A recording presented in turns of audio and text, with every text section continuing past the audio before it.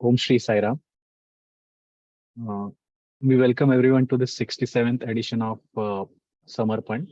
So we will first begin with three Omkarams and then I will introduce our guest speaker for today, Brother Bishu Prusty. So let us begin with three Omkaram. Om.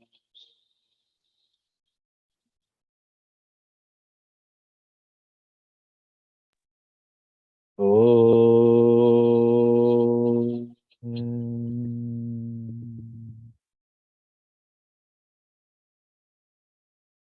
Om.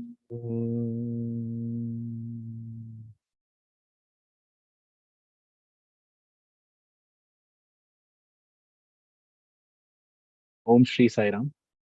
Offering our humble and loving salutations at the divine lotus feet of our beloved Bhagwan. It gives me a great pleasure to introduce our speaker for this month's Samarpan, Brother Bishu Prusty. Sri Bisweswar Prusty, lovingly called Brother Bishu, originally hails from Sunabeda in the Koraput district of Odisha. He did his high school, 11th and 12th grades from Sri Satyasai Higher Secondary School, Prashanti Nilayam. Later, he pursued his bachelor's in commerce honors and master's in business administration degrees from Sri Satyasai Institute of Higher Learning in 2000. On completion of these courses, Bhagwan sent him to a software firm for training in hospital information systems. He was the first student selected by Swami for serving at the super specialty hospital in Whitefield, Bangalore. He was a part of the team that set up information management systems, training modules, and other advanced technologies at the hospital. Swami later directed him to join Radio Sai, now called as Sri Satya Sai Media Center, where he has been working since last 18 years. He is a writer and editor and is a part of the team that manages the content of SSSMC website. Some of the live programs hosted by Brother Bishu on SSSMC website include Outside, Inside, Deep Inside, Bhajan Tutor, and Vahini Satsang. He also hosts conversations like Fleeting Moments, Lasting Memories, Tryst with Divinity, etc. on a regular basis to disseminate Bhagwan's message across the globe. Brother Bishu is also a regular speaker at Satsang Hall in Prashanti Nilayam and is the author of the book Moments of Truth with Satya Sai. This book, by Bhagwan's grace, became a national super seller for the publisher in the first month of its release, in the year January 2019. He is also the singer and a member of Prashanti Mandir Bhajan group. Now I would like to request Brother Bishu Prusty to kindly take over. Sairam.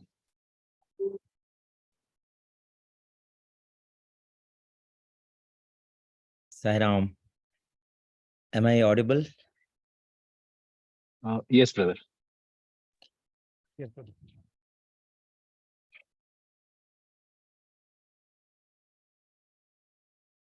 Offering my loving salutations at Bhagwan's lotus feet. Gives me really great joy to be part of the Mumbai Samarpan for the second time. I think I was there in Dharmakshetra in 2018, if I'm not wrong. And that was an occasion when I was asked to stick to my personal experiences. And generally, I do not venture into that territory. But since the mandate was that you have to speak only about your experiences, I remember going through my diary.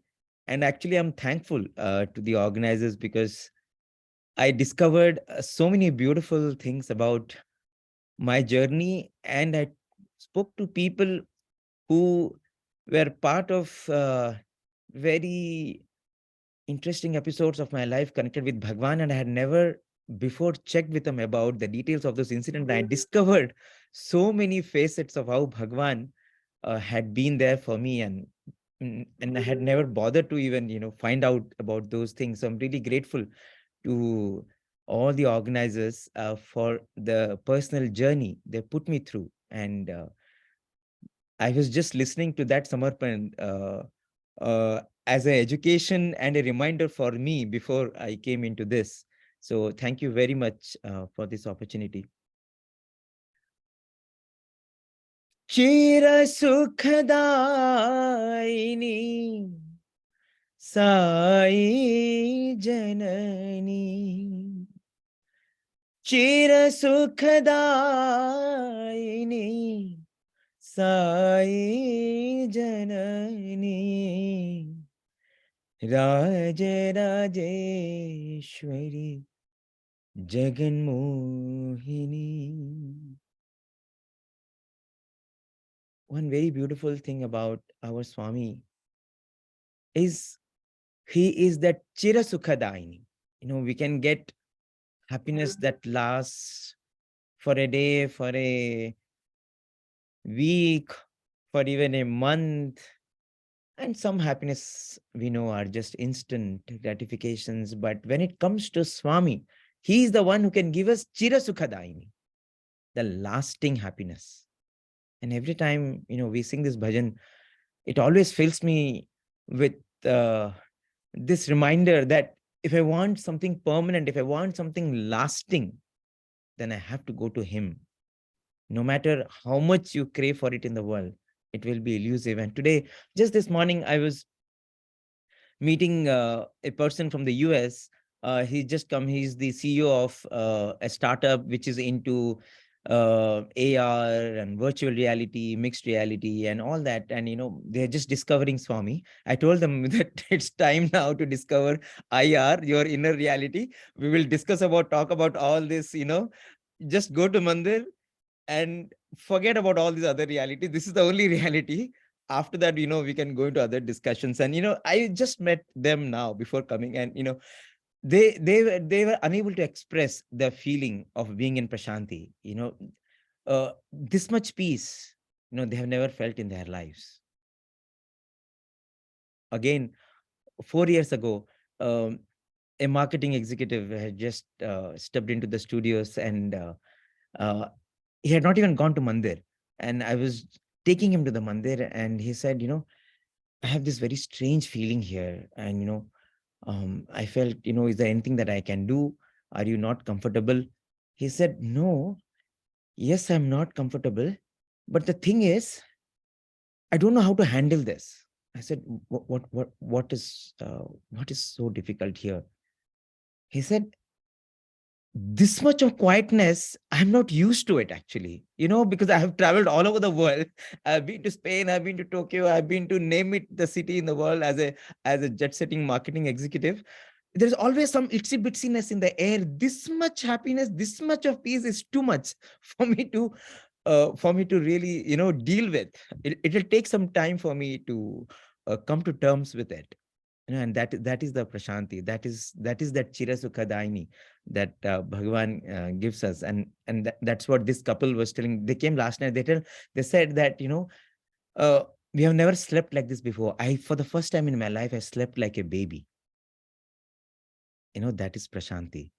When Prashanti was inaugurated, I remember Swami said, whoever stays in this place and does any sadhana with sincerity, he will be gifted with the mind of a newborn.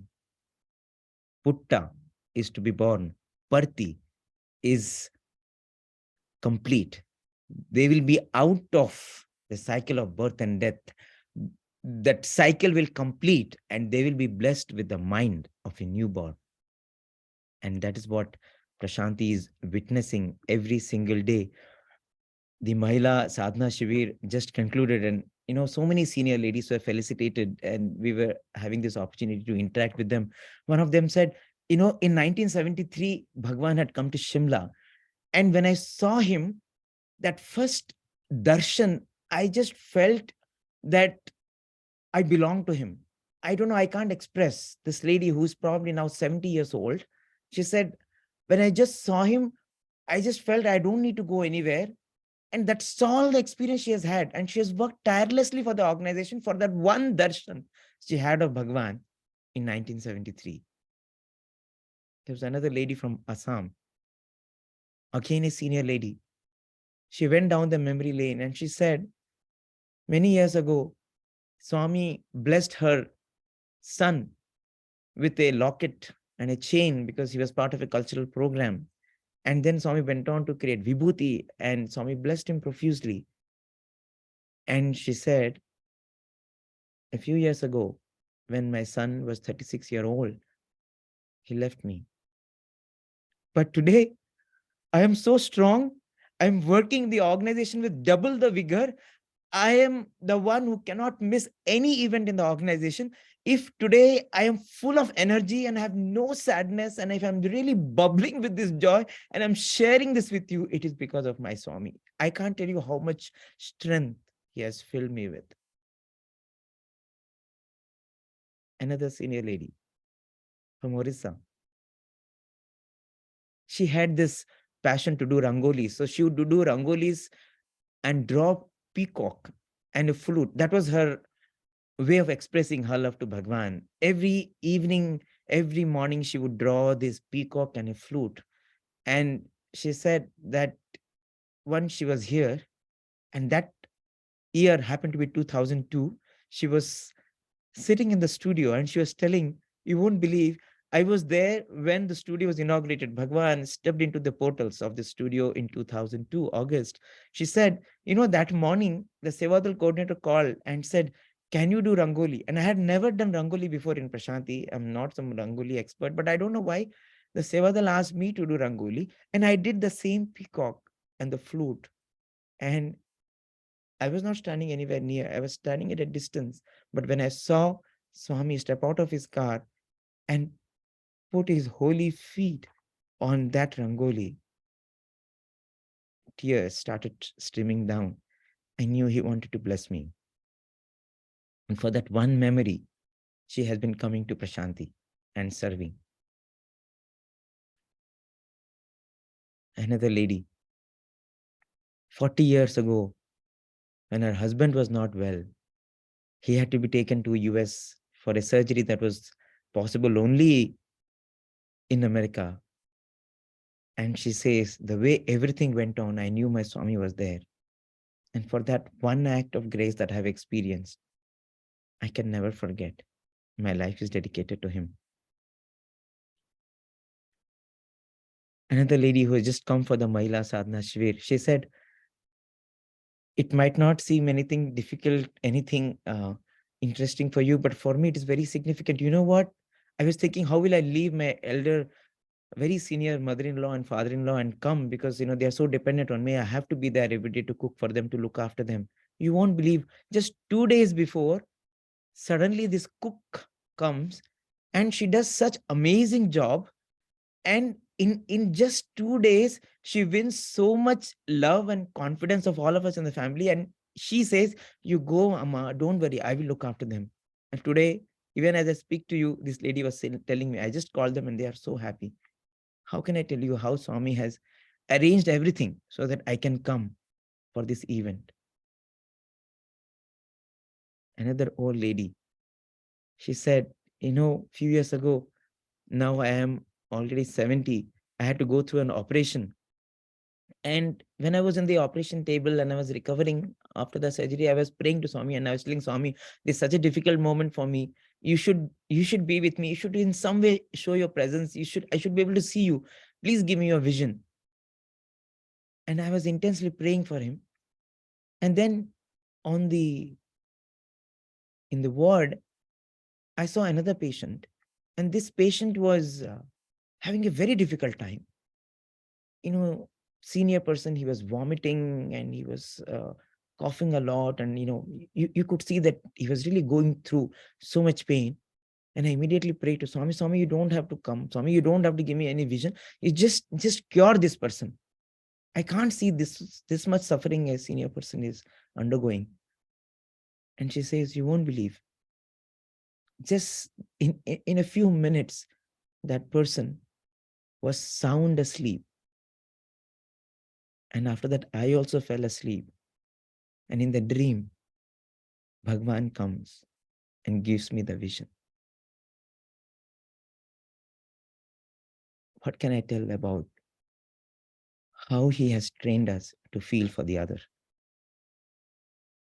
जीना उसका जीना है, जो औरों को जीवन देता है, मधुवन खुशबू देता है, सागर सावन देता है, जीना उसका जीना है, जो औरों को जीवन देता है. Only if it beats for others, then it is a heart. Otherwise, it is just an efficient lump of flesh just pumping blood. That is not heart, isn't it? And this Swami, in all our lives, after he has entered, how he has converted this lump of flesh into a heart, how he has poured love into it so that it has learned to beat for others, learn to beat in sync with the heartbeat of the universe. And we feel him so much, isn't it? Other day I was just walking out of the mandir, and this 11th class boy, he stops me and he starts narrating stories of how so much he wanted a moment with Swami, how so much he wanted one chance of taking prasadam tray and getting it blessed at the Sannidhi. And he started telling me for 15 minutes the story, how he has been praying for this, how he went to the teacher, he asked for this chance and how that chance was not available. Then he told his friend, and his friend said, don't worry, I'll pray for you. Then he went to the Ganesha, he went to pray to Ganesha. And then every day he was trying how to constantly exploring, how can I get this chance? And then one day, unexpectedly, he gets this chance, but he doesn't have a shirt. His friends comes out from nowhere and says, I have this shirt, you can wear this shirt. And he comes and he has the opportunity of going to Sannidhi and offering that prasadam. You know, as I was listening to him, I was just thinking about the stories that we used to narrate, we used to experience when Bhagwan was there physically. This was our journey, right? Every moment, every time you wanted a chance with Swami, you wanted, how can I go get a Path Namaskar? How can I get one more chance of a photo with Swami? How can I get this pen blessed with Swami? How can I get this prasadam blessed with Swami? How can I carry the prasadam tray to Swami? And I'm listening the same stories now. It's not different.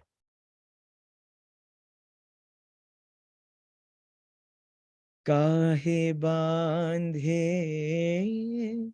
Sai को जन्म मरण के बंधन,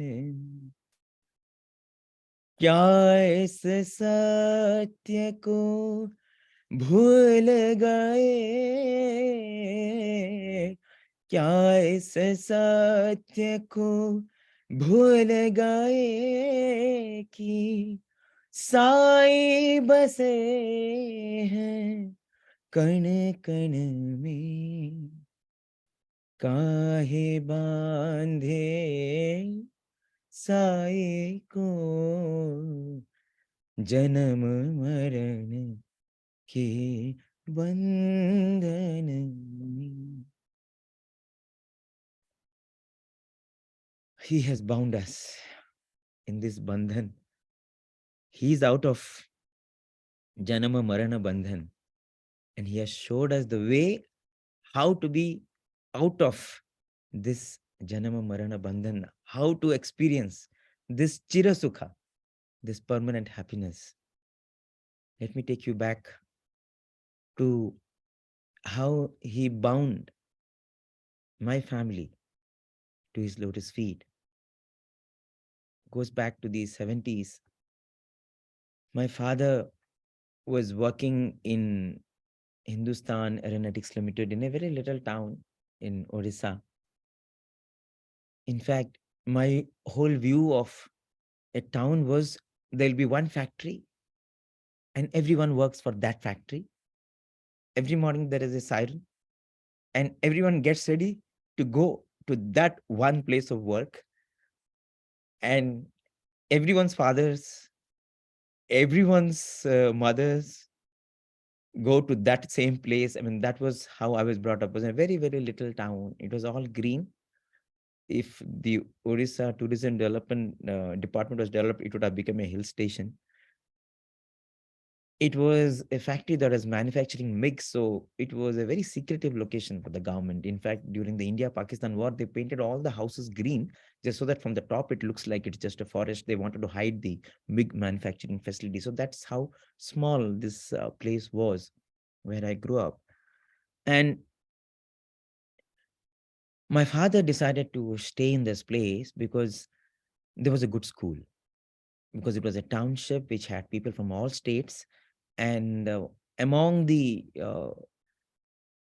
convent English medium schools in Odisha, it was one of the very good ones. And my father said, education is most important for my children. We are three brothers. And he said, of course, he at that point in time didn't have resource to put everyone into English medium. By the time I was born, he had the wherewithal to put me in an English medium school. So he did not want to go the government way. If he had joined the state government, he would have probably had a much better career remuneration. But he said, no, this is most important. And so that's how I was studying in the school, and my father was working in HAL. And it was during this time that one of my father's colleagues, who was working in another factory adjacent to HAL, about 5 kilometers from where we are staying, comes to my father and says, have you heard of Sai Baba? He's divine. And this is what the organization does. And my father said, please, I don't want to hear about any Sai Baba. I'm not interested, because for me, my God is Venkateshwara of Tirupati. That is what my mother has told me. For my father, my mother was God. My grandmother was God.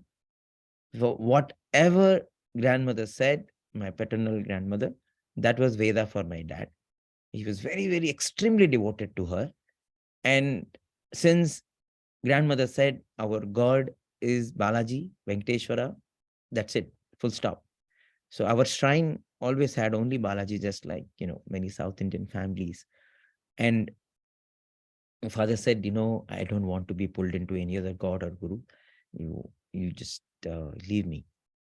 But this person, one Mr. Pradhan, was a very close friend. And father had a lot of regard for this person also, because my father came from a very humble family, and he didn't really have enough means to even buy books and study during his engineering days. He literally actually studied under the street lights. And it was this Pradhan, this friend, who came from a very resourceful family, but he was least interested in studies. So he would splurge all his all the money that he got from home in entertainment and partying and everything. But for some strange reason, he loved my father. And so he would buy all the books that my father wanted, with only one condition, saying that I will come to you before examinations, 2 days before examination. You just tell me what to study. If I pass, I am perfectly okay. You get your rank. My father was a rank holder. He was state rank holder. Uh, you get your ranks. I'm not bothered. Just tell me what to study 2 days so that I clear the engineering. And my father was very grateful to him for the help that he had rendered to him during his academic years. And so when this Pradhan insisted that, you take this photograph of Baba, keep it. So father could not refuse. So very reluctantly, he kept it in one corner in the altar, but, it was just there. He had no feelings for Bhagwan, or he didn't feel anything about it. A few days after this, father went to the house of this Pradhan. And as I said, Mr. Pradhan had always this vagabond life, and that continued even after his marriage. And, And father had known, father had seen that, even though there was vast difference in the standard of living of both the families, but they were very dear friends. And one day, father went to his home and he was shocked to see that this Pradhan, who always liked expensive cars and expensive clothes and drinks and cards and cinemas and everything, that's what his life was all about. Suddenly, he saw that all the furniture from the friends from Pradhan's house had disappeared. All the wall hangings, everything had gone. There's only a huge picture of Swami. The racks carried only books about Bhagwan. On the floor, there was only a mat, no sofa, nothing. And Mr. Pradhan's wife told my father, he spends his time only in japa, dhyana, or in office. That's it. If he's not in office, if he's at home, he's not interested in anything now other than singing bhajans. He was a very good singer. Singing bhajans and meditating on Swami, reading Sai literature. That's all his life was. And it was such a shock for my father. How could he transform so much? I mean, who is that power on earth who can bring like a 180-degree transformation in him? And he thought, if somebody could do this, he has to be out of the world. And if this Sai Baba has entered Pradhan's life and brought this degree of change, then maybe I cannot just dismiss it. I need to explore. And that is how his journey to Bhagwan began. You know, we do penance, we pray, we pine for a vision of the Lord. It is laudable. It is laudable to have a vision of the Lord through our sadhana, through our yearning. But I feel what is even more commendable, truly breathtaking, is when others envision the Lord when they see us. We seeing the Lord, we having the vision of the Lord is nice. But what is really beautiful is when others think of Lord when they see us. And that is what happened with Father when he saw Mr. Pradhan. My mother, being a religious lady, was already going in the afternoons to these Gita classes. There are all these ladies communities who would do spiritual satsangs. And so she would go to any holy environment. Afternoons were generally free. So she would go to Sai Bhajans and she loved Sai Bhajans. And so she would tell my father about bhajans and Bhagwan. But what really got my father thinking was this transformation in Mr. Pradhan. And after that, interestingly, Bhagwan started sending his visiting cards. And Vibhuti and Kumkum, all that started coming out of Bhagwan's photographs in our house. And there was another devotee in our township from his house. His name was Vibhuti Raju. And his house was full of Vibhuti. And I think in every town, every city, we have such instances. And so all of these had some impact. And there was this group of devotees who were going to South India on a trip. And my father asked, are you going to Puttaparthi? And they said, yes, we will go to Puttaparthi also. Then my father said, okay, I will also join. So that is how father joined this group to come on a pilgrimage tour, South India. So they went to Rameshwaram and everything. And finally they came to Tirupati and to Puttaparthi. It was the time of Dasara, 1979. And it was the last day of Dasara when father stepped into Prashantinilayam, those days of sands, and the Purnachandra auditorium was there where the yajna was happening, and there was so much crowd, and he being of short frame like me, um, he was unable to see anything, unable to, if he sat down, there were so many people sitting, he was unable to witness the celebration going on. And he was very keen to see what was happening. And so somehow he managed to sneak into that crowd. And he thought, if he goes right to the end of the hall, then probably if he stands with his back facing the wall, then, he will be able to stand and nobody would object, and at least he can see something. And so that's what he did. He went right to the end, far end of the Purnachandra hall, and he stood there.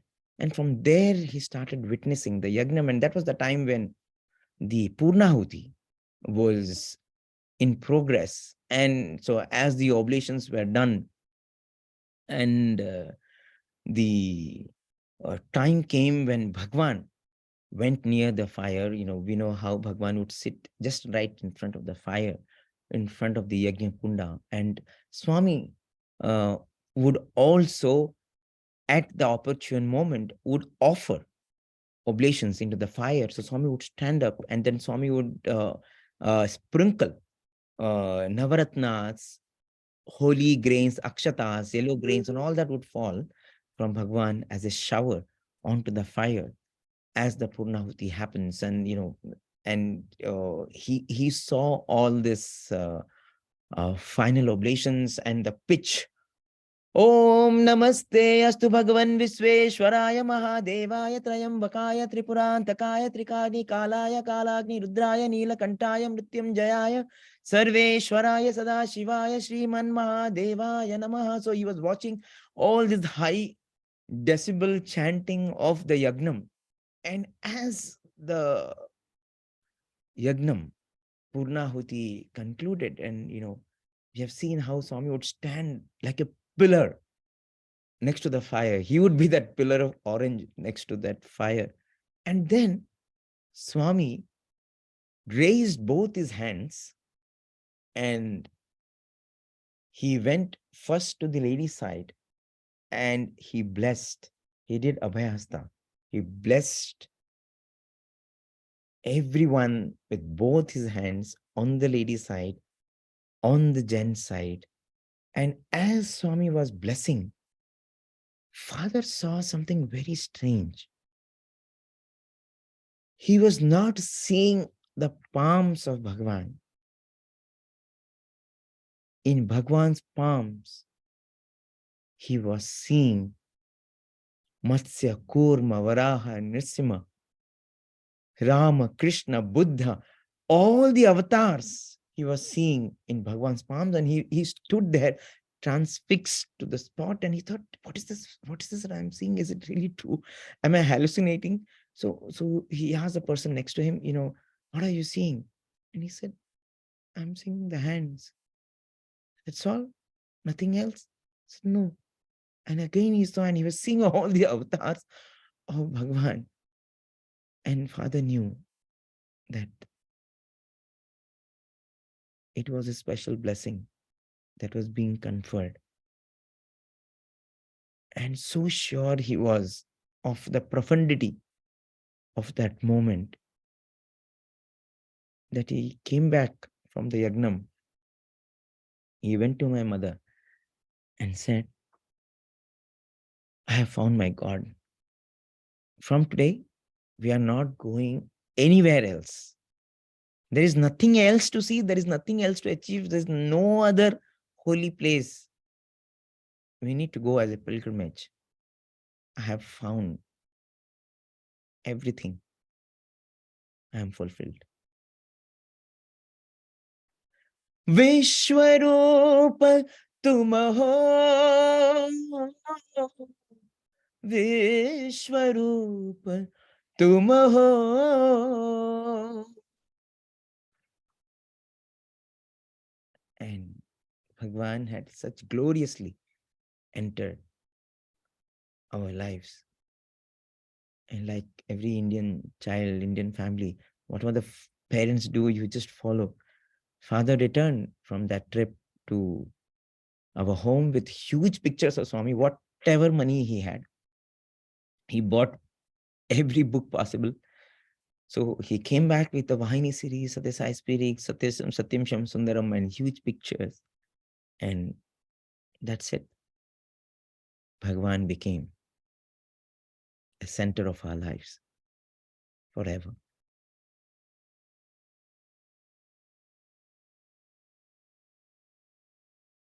And from then on, for all of us children, the only prayer was, how can we become close to Swami? We started reading Sanatan Sarathi. We came to know that there is a university. We came to know that, we can study here. And it so happened that one of our brothers, senior brother, he got admission in Vrindavan. And this brother, when he returned to our town during his vacations, the kind of sigh waves he generated submerged us. Because when he came back, he would conduct Balvika's classes every single day. It was vacation for us. And there were so many students of the township. And every day we would have like 1.5, 2 hour sessions with him. He would teach us carols. He would teach us, tell us so many stories. He would teach us shlokas.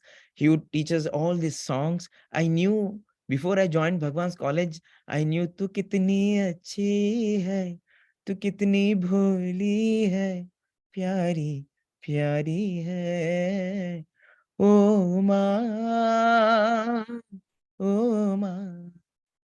Oh ma, Sai ma, why fear when I am here? I knew I was familiar with all this because this brother took so much pains to tell us about Bhagwan, to teach everything that he had learned in Bhagwan's institution.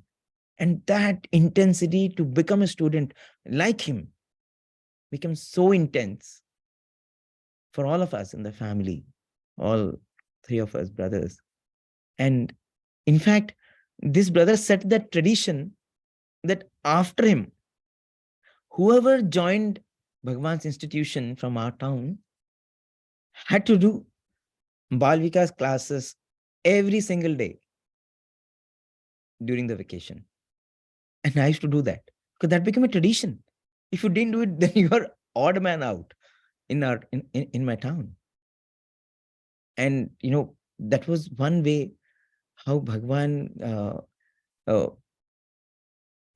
allowed me to just relive the moments that he had blessed me with when I was with him. And when I went back, I was only trying to share whatever I had gathered that year and pour out. Whatever I had little I had learned, I would share. And as I came, I remember when this brother used to come back to Parthi, he would tell, what can I take back from you all? And you would say, okay, all of you write letters. I remember, it used to be such a teary moment when this brother would leave. I can still imagine, that evening, there was the last class and all of us were just crying. It was almost like we are crying as if, later on, it's like when Swami's leaves, Parthi, you cry. It was like that. This much he had filled us with Swami's love. You would sit and cry buckets that his brother is going off. And we would make cards. So you say, you make cards for Swami. Don't make anything for me. So we would make all these cards and he would take it to Swami. later he would communicate, Swami accepted. So same thing happened when, when all of us joined, when I became a student, do the class. And as I conclude the class, I would ask everyone to, give your love, send your love to Swami in the form of cards and letters. And they would send, and we used to have that opportunity. I remember occasions when Swami would so happily, Swami would glide along and come hurriedly and take this pack of cards that, I had carried from the little hearts of my town in Odisha. So that's how Bhagwan not only filled us with his love, but ensured that we became carriers of that love in our own little ways. And in this early 90s, when I had still not joined the school here, there was one beautiful incident that unfolded, something that not many know, and something which is connected to the Prashanti Nilayam Museum, the Sanatana Samskriti Museum that you see here. There are so many such little stories we will never ever know. Every stone, that's what I feel, every leaf and every pillar of Prashanti has a story. Every photograph, everything has a story. And it's always a story of beautiful sacrifice and beautiful selflessness and beautiful devotion. If only we can document these eternal tales of love, pure love. So it is the year 1992. And I was telling you about this brother. His father was very devoted to Swami, and they had the opportunity of many interviews also with Swami, because once this brother became a student, he was very close to Swami. Swami would talk to him, so they had many moments of interaction. And it was a sudden inspiration for this uncle that we should do something for Swami. And he came up with this idea that why don't we offer to Bhagwan, the deity of Odisha, Lord Jagannath, Lord Balbhadra, and Mother Subhadra, why don't we make statues and take it to Prashanti? You know how in Odisha, every home has idols of Lord Jagannath, and it's like how Venkateshwara is there in every South Indian home. You will find Lord Jagannath, an indelible part of every Odia household. And so everyone was very geared up with this idea. And there was in our town a very beautiful sculptor. He had made beautiful Jagannaths. And so the members of our Samiti, little Samiti, they were all very charged up, and yeah, let's do this for Swami. And so the planning had begun. The first thing is you need that wood. And not every wood is used to make statues. So there are only 2-3 types of wood, and one is neem wood. So they were searching. My father, being a civil engineer and being the Sevadal coordinator of the Samiti, so he was one of the lead persons trying to organize everything for this project.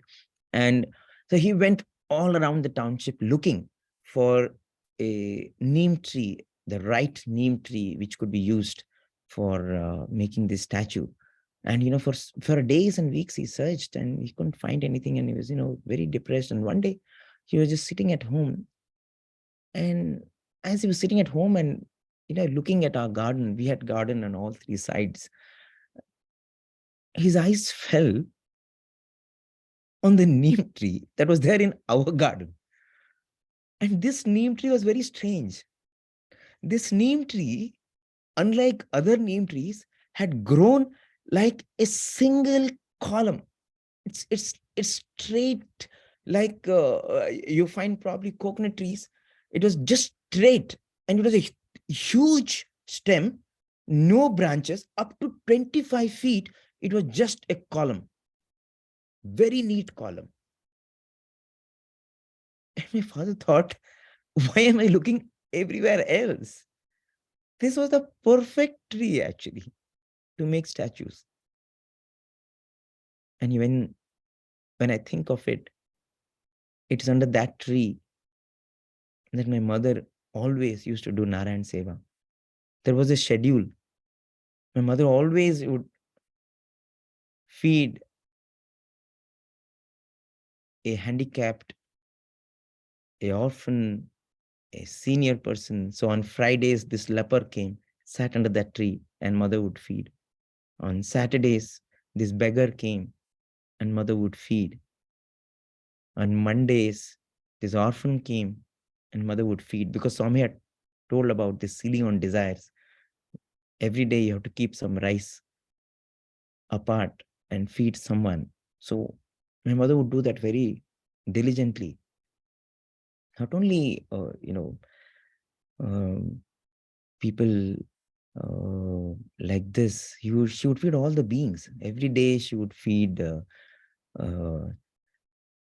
dogs and cats and monkeys. Even today, as she lives in Prashanti, every day she has to go to the terrace and give something to the squirrel, keep some food for the monkey, keep some food.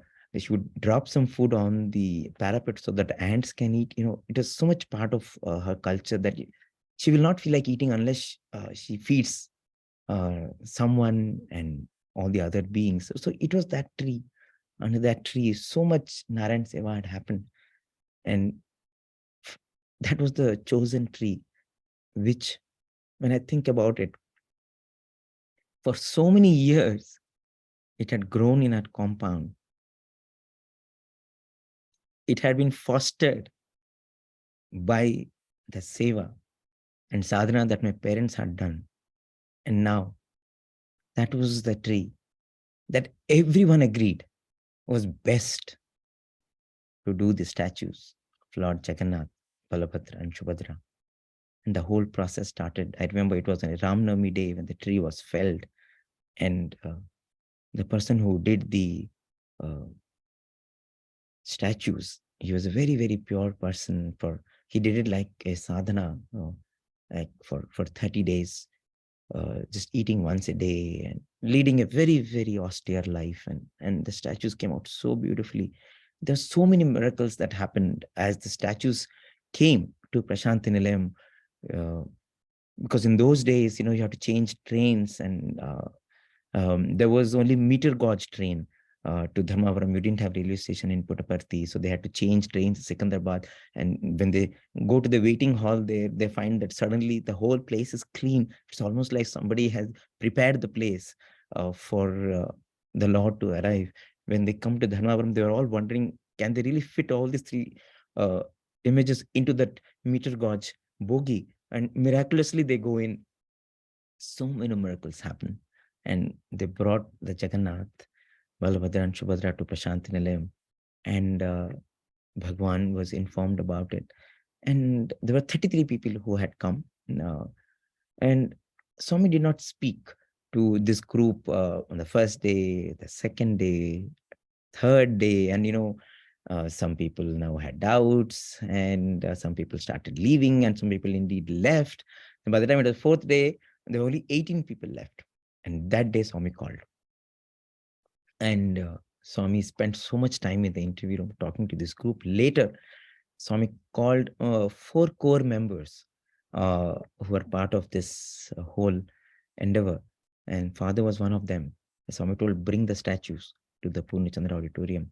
The statues were taken. And Swami said, what did you bring? And Father said, Swami, we have brought Lord Jagannath, Balabhadra, and Subhadra, Swami. And Swami said, no, no, no. You have not brought Jagannath. Swami said, Jagannath is here. Jagannath is here.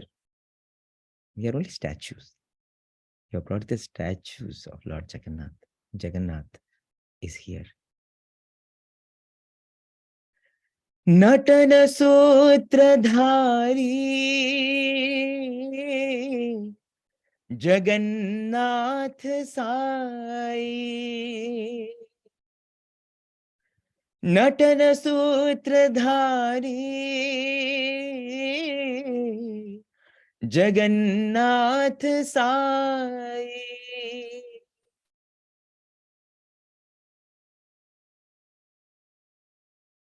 And that is how today, if you go to the Sanatana Samskriti Museum, you will find Lord Jagannath, Balabhadra, and Subhadra gracing this museum. And as I said, take every artifact of that museum, take every exhibit of the Chaitanya Jyoti Museum, take every tile of the planetarium roof. There are tales that we do not know. But what we know is that they are tales of deep love, deep sacrifice, deep dedication, and deep commitment to Bhagwan. I always feel Prashanti is like one yagnam. It's a yagnam where everyone is pouring. What is the ghee that is poured? It is the ghee of everyone's sacrifice, everyone's selflessness. And as this ghee gets poured every single day, Prashanti glows. It glows brighter and brighter because this ghee is so pure. And that is how Prashanti is lit up. It lightens everyone's eyes, hearts, and enlightens their minds. That is our Prashanti. And having discovered this Lord, having known this Lord, I long to be a student, and I became a student. Let me take you to the winter vacation of my 11th class. You know, having done so much penance to become a student, because for me, the only sole goal of my life when I was studying there, 8th, 9th, 10th was just I have to become a student. So I in fact, in those days, I stopped using my cycle. I thought, once I become a student, I have to walk from hostel to Mandir, which means it's 2 kilometers walk. I have to get used to walking. There, I cannot sleep on the cot. I have to sleep down. So I started sleeping down. I know that Swami wants that we should respect our mother, so I should never disobey mother. Whatever mother asks, I should do. And I should tell mother, you have to pray, otherwise I can't become a student. So the kind of things, everything possible that is, I know I can't have too many friends there. Okay, fine. So I just disconnected. I just wanted that there should be no stone unturned to become a student.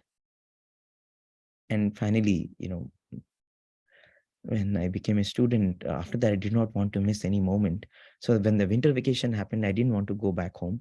In 11th class, not many students stay back. In college, you would find a lot of students staying back, but I was probably very few in the school who did not go home during the winter vacation. And Swami, during that winter vacation, did something absolutely extraordinary.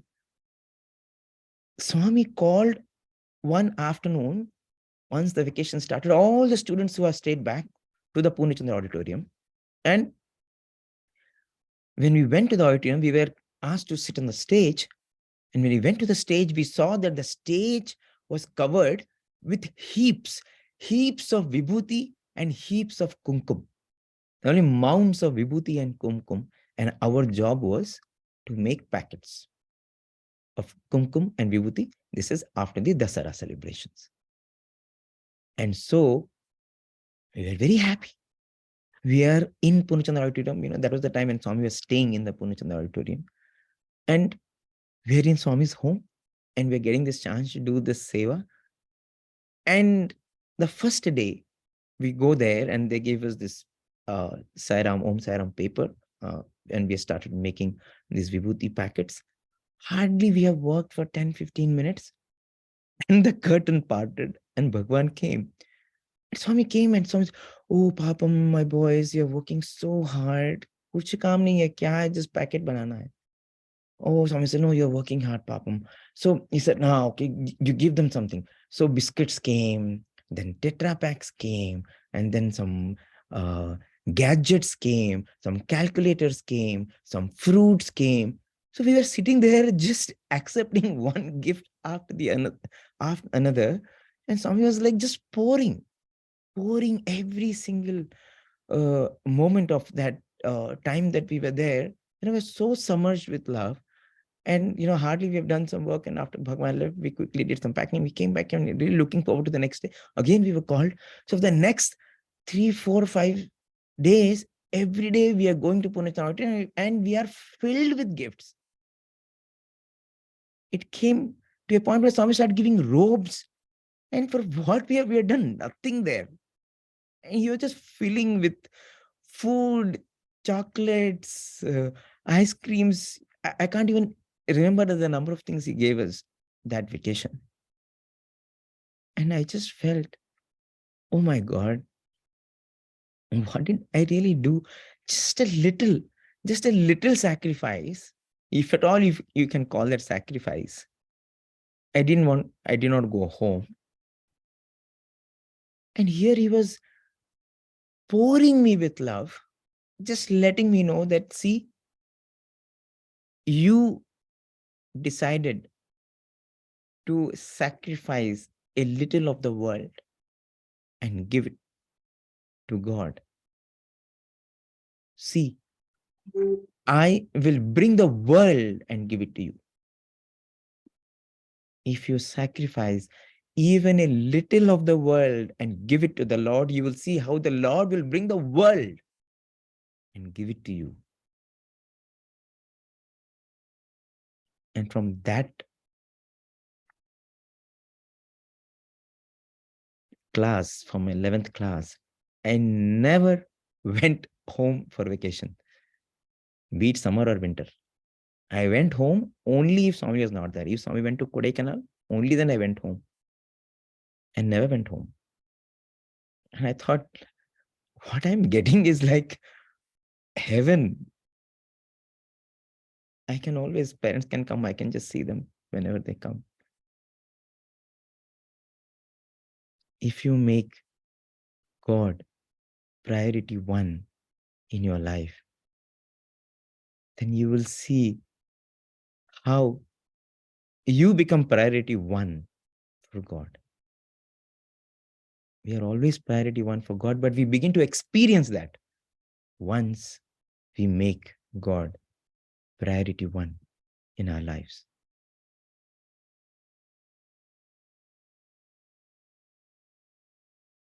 Even when I was studying in Bhagwan school and college, even when I was doing my MBAs, it never occurred to me that, I should step out and work anywhere else. Because I used to always feel that all the wealth of the world cannot give me one day with the Lord. One day with the Lord, what is gone is gone. If I go now, yes, I might go, I might be able to set up a career, I might be able to earn a lot, I might be able to enjoy many things that the world provides, but can I get back this one day with the avatar? The avatar comes once in a millennium. Will I get this chance?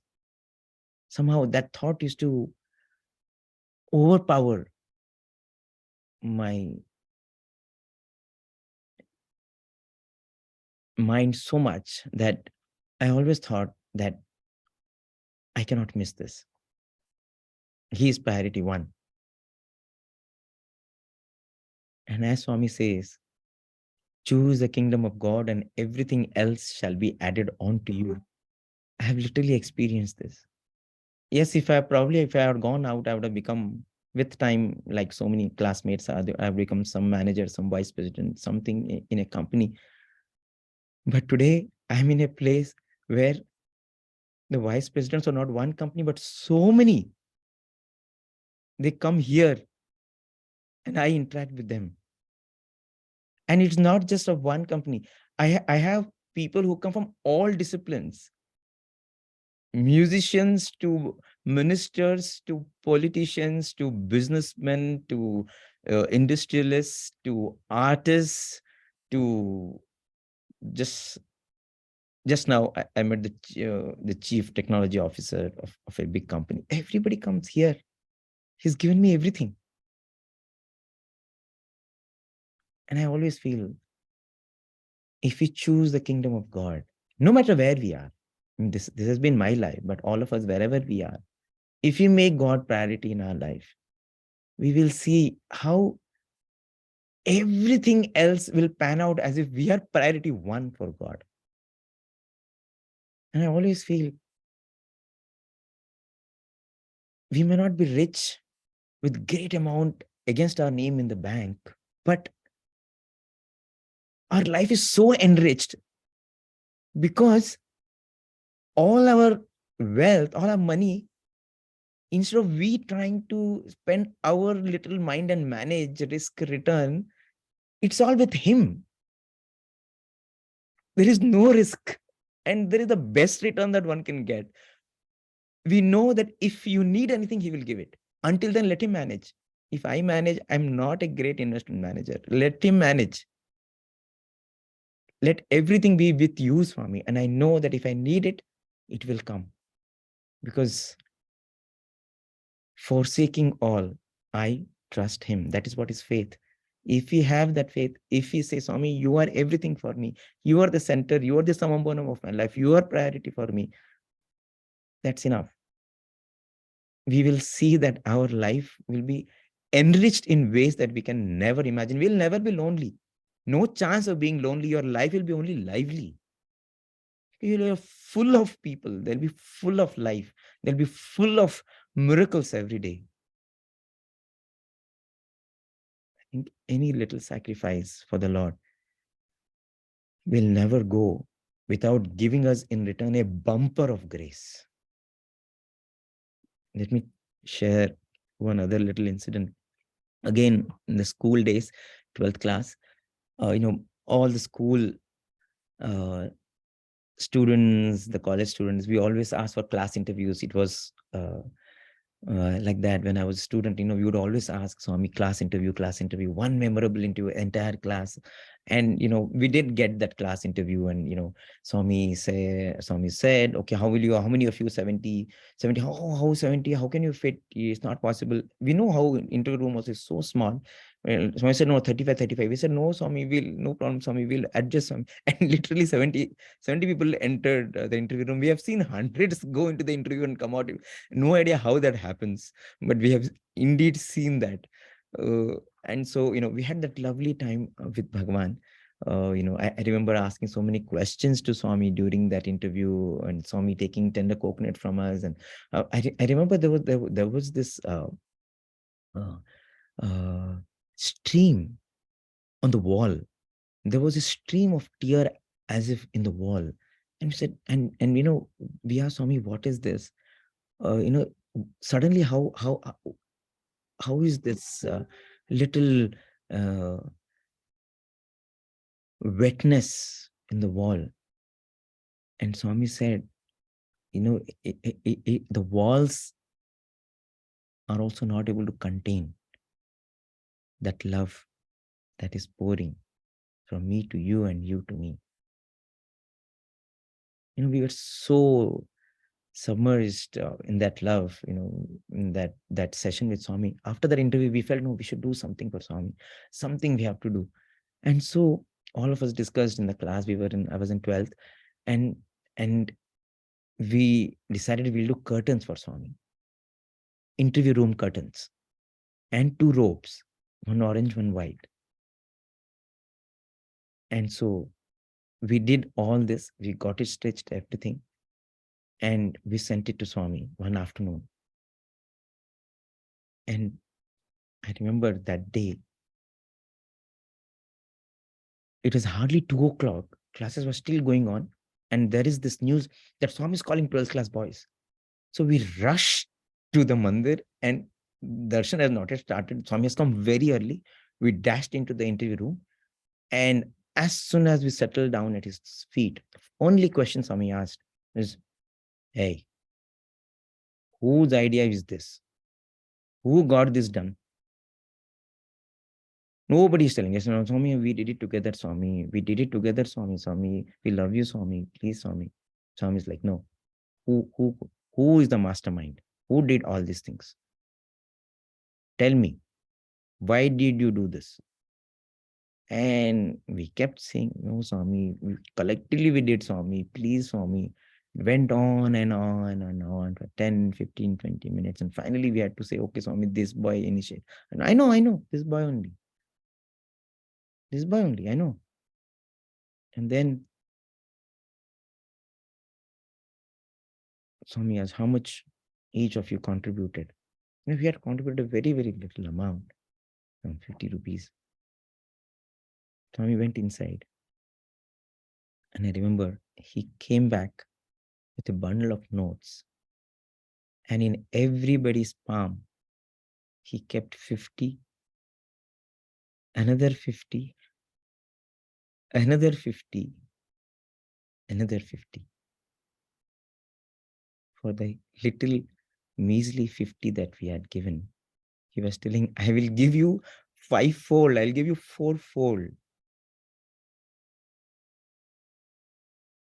It is that feeling of we'll do something for Swami. As I said, no amount of sacrifice for Swami will ever not give us a bumper of grace.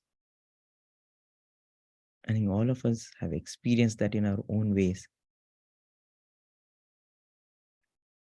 And these very, very impressionable moments with Bhagwan during the school days have continued to be moments which taught such profound lessons that, when it came to doing something for Swami, you never hesitated, because you know that this is something that is going to enrich your life in ways that you cannot ever imagine. Maybe I'll just share one more story. It's already 7:40. It was again my school days, and during the Dasara celebrations on those days, just like it is now, there used to be cultural programs. And one of the days, cultural programs would be also by students. So there would be professionals who would perform. Even during the speakers, when it comes to speakers, there'd be student speakers as well as there'd be scholars, just like it is today. And so one of our teachers came up with this idea that, why don't we offer to Swami a Kavi Sammelan? And so they invited students to write poems. And so this whole process was going on, screening of poems. So I had also written one little Oriya, a poem for Bhagwan. And the day we were supposed to perform in the Pune Chandra Auditorium, this Kavi Sammelan, the day prior to that, there was a Kavi Sammelan of Andhra's exalted poets. And in fact, it was a very, very learned, breathtaking session, because, you had these scholars who are called Shatavadhanis, which means, Ashtavadhani is someone who if 8 people tell different compositions to him, he can just recite back in the same order, the same sequence, everything in that 1 minute. There will be scholars who could be given one particular word, and they're asked in 1 minute to compose a couplet which all ends with this particular letter and has this, and both these meanings, esoteric and physical. So all these really superlative talent kavis were there. And I remember it was a very intellectually rich session.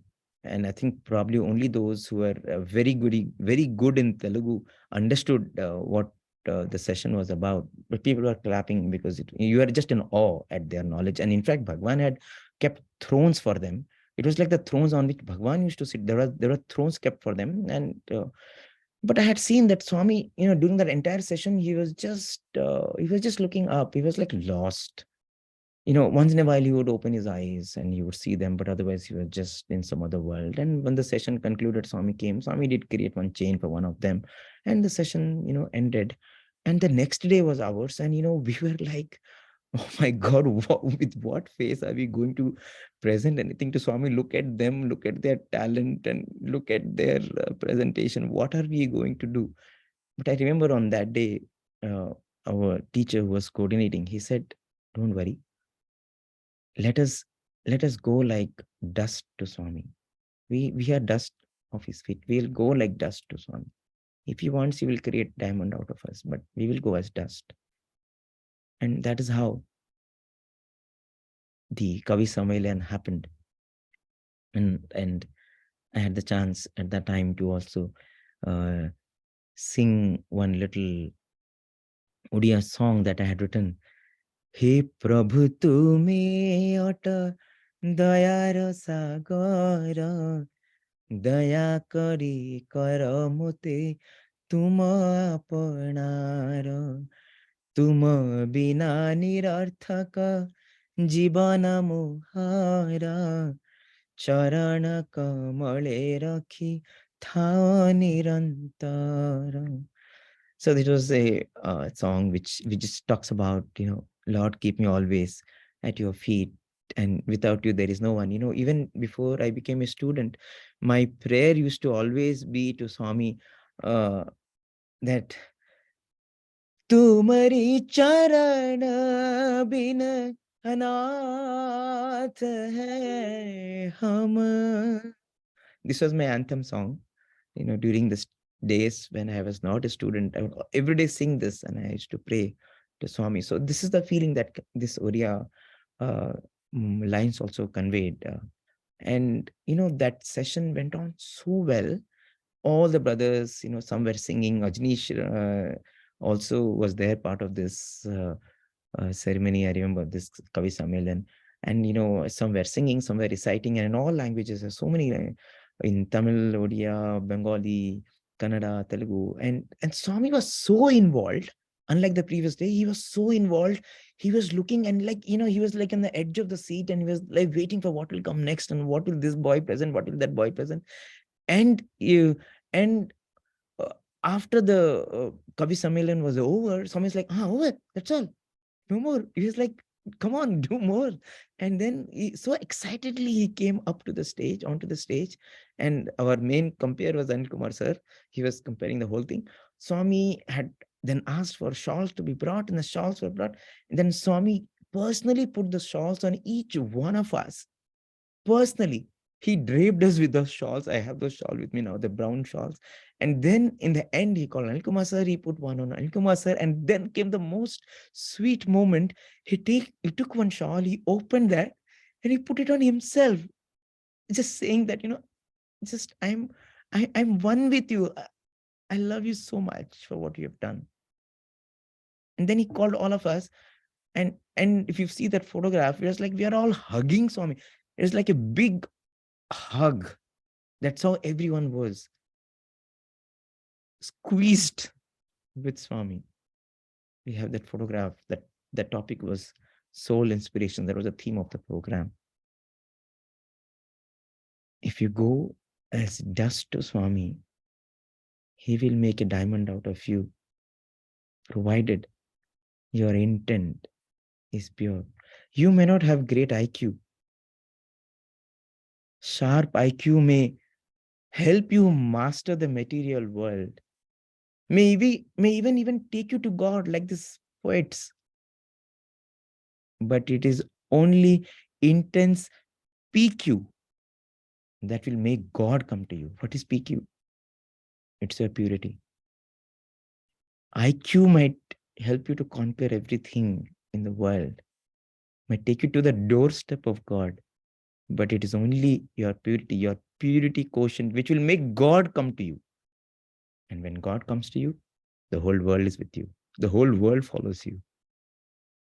More than the content, it is that intent which is most potent to win the heart of God. And time and again, so many experiments that I've had the chance to do while studying at his lotus feet. And even now, I know for sure that if anything touches the Lord, it is this intent, this purity of intent. And to me, Swami is nothing but this purity personified. He's nothing but just this purity who just reflects our feelings. He's that absolute pure gold. And he's here to make all of us that gold, that Bangaru. All we have to do is to live for him. If we love him, we have to live for him. We have to deserve every moment of grace that he has given us, and he continues to give us. The way to deserve is to serve. Remove the D, remove the E, remove the desire, remove the ego, and serve. And you deserve his grace. And you live in joy. You live in happiness, because every day of your life is only bringing to you miracles. Miracles of his love. Miracles where tests become testimonies of his love. Miracles when every hurdle becomes only a bundle of grace. And that's what life is, when Bhagwan becomes priority one in our lives. We begin to experience his love every second, and eventually pray that we become that love. Thank you so much. I'm sorry I took 5 minutes extra. Really grateful for this opportunity. When you go down the memory lane, there are so many thoughts, but I was able to pull out a few and share these beautiful moments. It was reinvigorating for me, and I hope it was of use to you too. Thank you so much. Saram. Sairam, brother. Thank you so much for all these wonderful experiences and pearls of wisdom which you shared with all of us. And especially, they were so enriching for our hearts, as well as which were accompanied by all the melodious renditions which you have put in between them. It was enriching not just for our hearts, but also for our ears. So we have a few questions which some of the devotees would like to know. And one thing is, if we see in today's world, we teach something to the children in our house. And when they go outside, there are a lot of pralobhanas and people who are, they get influenced by many other things. So how do we stop them from getting influenced by the negative things or the bad things which are outside?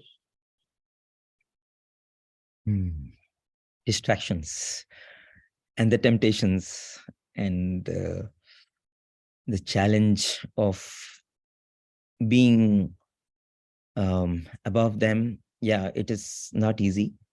But I feel one thing is, when it comes to children, they don't do what you say. All of us know that. They don't listen to what you say. They don't follow what you ask them to do. Ultimately, no matter what you tell them, no matter where you send them, no matter who advises them, they will only do what you do. Okay. I feel if they feel any discrepancy between what they're asked to do and what is not followed, then, that moment, then that thought process comes. It's okay, humko karna nahi hai, and people will talk and they'll do something else. I've seen my dad, he'll tell me this, but he will do something else. So it's okay. I remember my father, he never wanted us to see TV. Those days, 80s, TV was just coming in, and he really wanted us to be focused on academics and, So at that time, TV was a big distraction, just like WhatsApp and YouTube is today, Facebook is today. And so my father would never watch TV. He was that strict. Only for half an hour in a day, we would watch TV. I remember he would put it on. We would see the news and we would see one serial. I remember that is all I saw in my childhood. But I think so some way, I think when we ask students to do something, children to do something, probably they are constantly seeing, am I being only asked to do, or is anyone also following that? So probably we don't have to tell them too many things to do. If they see something is being done, probably they will take some lessons eventually. That is one. And secondly, I think we can learn from the system that Bhagavan has put here. It's very difficult, definitely very difficult to control the mind in today's times. Be it a youngster, be it someone in 40s, be it someone in 60s, is very difficult. So what did Swami do? If you look at the hostels, it is very strange. It's almost unbelievable to think that the students in our hostels don't have mobile phones. It's like people will think that, are they in Stone Age? They don't have mobile phones. Are they really students, youngsters? They're not on WhatsApp. They're not watching. They're not on Insta. They're not on Facebook. What are you talking? But that is true. Students are not on, they don't have phones. When they're studying, at least. When they become research scholars, that's a different thing. But at least those 2 years, 3 years, 5 years, they don't have the phones. But they are not like, feeling, oh my God, I'm really depressed. I'm feeling disoriented. I don't know. I'm feeling lost. I'm like, I'm not unable to breathe. They're not having such kind of feelings. There is no time because their schedule is so packed. Right. I think that is what Swami set up here. I think at a young age, it is so difficult to control the mind. You cannot tell someone, don't think this or don't do this. And nobody likes to be told, don't do this. All we can tell is, how about this? Let's try this. We can only channelize the mind. So fill the day with activities. Because at a younger age, the number of things that you can learn and the pace at which you can learn is tremendous. If when it comes to learning languages, for example, you can pick up 5 languages just like that in your childhood. The same thing if you want to do when you're in 30s, 40s, it'll take you 10 times that much effort. Pick up an instrument, pick up art. I think any art, and every student, we have only a tap, every student has something in them or the other. I think probably we should try and see how to channelize. Don't tell them don't do this. Nobody wants to hear don't do this. Okay, let's try this. How about trying to, once you get into this, then you will have, oh, okay, Monday I have my Sanskrit class on Monday. Tuesday I have a music class. Wednesday I have my dance class. Oh, Friday I have to go with dad for the seva. So my schedule is packed. I don't have time only. So in between, what you get, at least to that extent, you're giving an alternative to the child.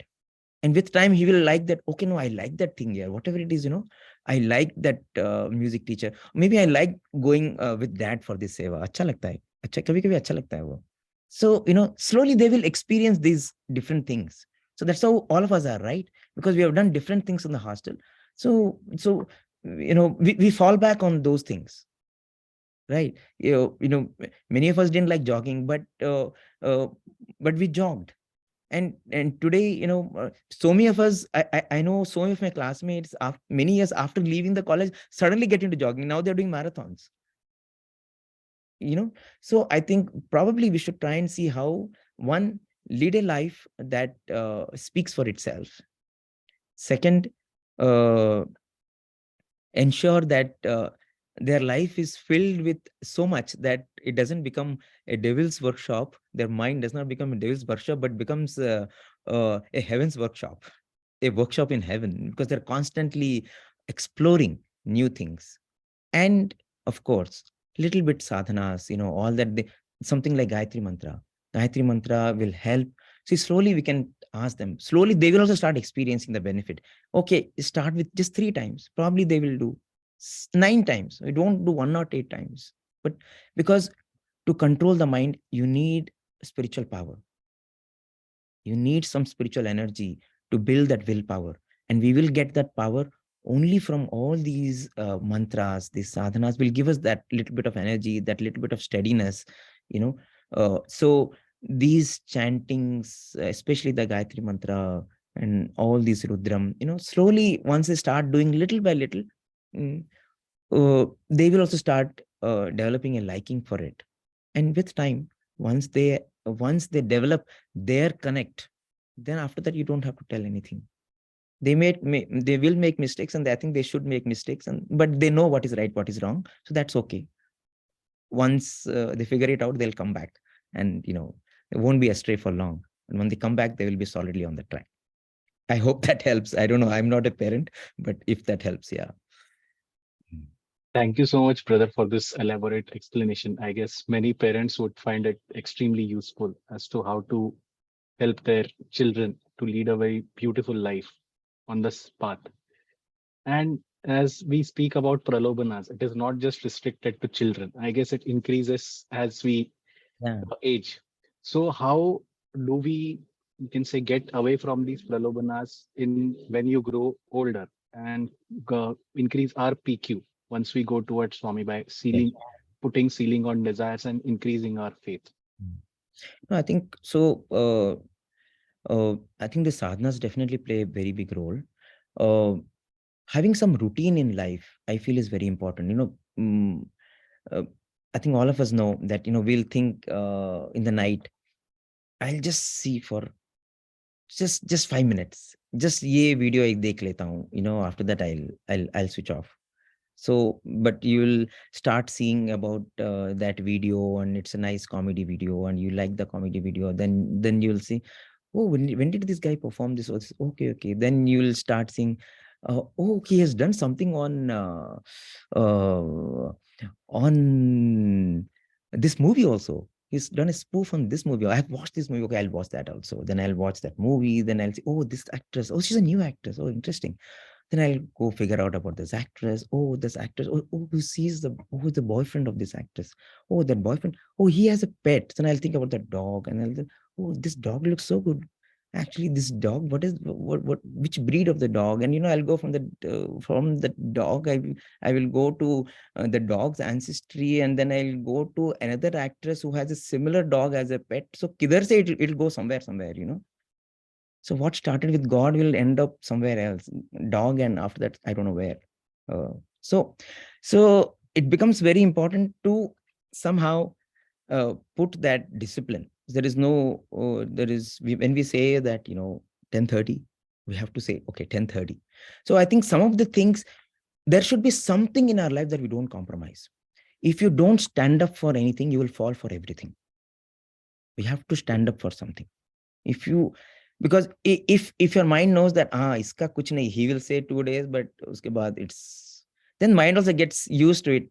Iska kuch nahi hai. There is nothing, there is no that kind of steadiness that I have to follow. Mind gets used to that feeling that I don't have to be so strict. But that's why it's so important to put some routine. Like every day, I will go, for example, say for Nagar Sankirtan. So no matter what, I have to get up at 5 o'clock. I'm just giving an example. Or I will go every day at 5 o'clock for jogging. And as I jog, I will listen to some Samarpan talk. At least that morning, as I jog for that 30 minutes or 40 minutes, I'm listening to something very beautiful. I won't start my day with that. Okay? And I don't compromise that. So no matter what, I think there should be certain things in our life that we don't compromise on. At least that will ensure that, we come back to the groove. If you have to get up, then you will ensure that you have to sleep early. You have to sleep early. If you have to get up early in the morning, you have to sleep early. If one day by mistake you sleep late, then you see how your day completely gets screwed up. And then, then you feel, I can't do this again. I have to go back. So doing certain sadhanas also will help us to develop that memory power and that mental power, like Gayatri mantra chanting, like Jyoti meditation, like every day, you can have a schedule, like, okay, every day I'll at least chant one mantra. Okay, today, if it is Rudram, tomorrow I will chant Lalita Sahasranam, or day after I'll chant Ashtotra, something, or Hanuman Chalisa, something. I think having these spiritual disciplines are not something that will give you punya. As Swami says, they are only ways to bolster us so that we can do punya, because we need that power. So having a particular schedule, or something like, every night, no matter what, I will read at least one page of Swami's literature. At least that will ensure that, if the mind is going. Sometimes when a distraction comes, they say that you need only 7 seconds to control your mind. If sometimes we miss that, we lose it, because our mind is so powerful, we are unable to even, restrain it for that 7 seconds. So if you think, okay, if a thought comes, okay, wait, just I will just do thrice Gayatri mantra. After that, I'll see. Maybe we'll get that courage at that time to restrain the mind. So there is, every sadhana that we are doing is only to that, right? To control the mind. So we have to keep not compromising on these sadhanas, and engaging ourselves in sacred things, all these activities. So we'll think, um, okay, it's a big deal. Why you have to go for this? Why would I'm going for this? I can go, I'll hang out with friends and all. It's, yeah, fine. Once in a while you can do it. But the thing is, the other benefits of that, because you went for seva, uh, and even though it was 1 hour, uh, that 1 hour what you thought you'll spend with friends, it didn't become 1 hour, it became actually 2-3 hours, and there were so many unnecessary things you ended up doing, so which probably you could have avoided. So we have to see what we have to give priority, and constantly we have to ask ourselves, okay, what is it that will take me uh, to a stage where I'm telling myself that my priority is God? Can I make God priority 1 in my life? And for that, what is it that I need to do? I think constantly we have to uh, put these little steps, and don't uh, allow our mind to take too many concessions. Yeah. You look at any successful person in the world today. I remember reading the bios and of so many very eminent industrialists and people who have really not just made it big, but who have also won respect and love of people. You look at all their lives, they will have a very disciplined schedule. Most of them, I've seen 99%, they would be waking up early. They would be doing all their thinking in the morning hours, like 4:30 to 6 is when they would be doing their sadhana, their thinking. Their life is sorted out by the time the day begins. They exactly know how their day is going to be. They just go on executing it. Akshay Kumar, he gets up early in the morning. He's known for that disciplined life, right? So I think there are a lot of people like that. We have to, if you have to take lessons, and they don't compromise. Even anybody, if they call Akshay Kumar, they know that they cannot keep him late. That is the kind of name he has built for himself, and he's not ashamed about it. The world today knows about that. So I think we have to ensure that we don't compromise. And having known Swami, having seen the kind of schedule that Swami followed, imagine for 70 years, every morning and evening, coming for darshan without a break. What other greater inspiration do we need? In our own little ways, I think we should try and see that we do something which, when Bhagwan looks, Swami should say that, I'm proud of you. Thank you so much, brother, for this elaborate description of how we should be inculcating self-discipline in our day-to-day life, and we should be forcing ourselves to go beyond what we have, our comfort zone, and try to discipline ourselves so that our lives can become Prashanti Nilayam in our home. You don't have to force it. We have to very sweetly cajole it. It'll come from the source. Yeah. And give it something else. That's one thing, many times when something is withheld, we want something else. So we can give it something else, and we will start liking that also. Yeah. Yes, Yeah. brother. Thank you so much for your time. We would like to end with Samasta Loka and Santini. Samasta Loka Sukhino Bhavantu. Samasta Loka Sukhino Bhavantu. Samasta Loka Sukhino Bhavantu. Om शांति शांति शांति। जय बोलो भगवान श्री सत्य साई बाबा जी की जय। Thank you so much. Sai Ram.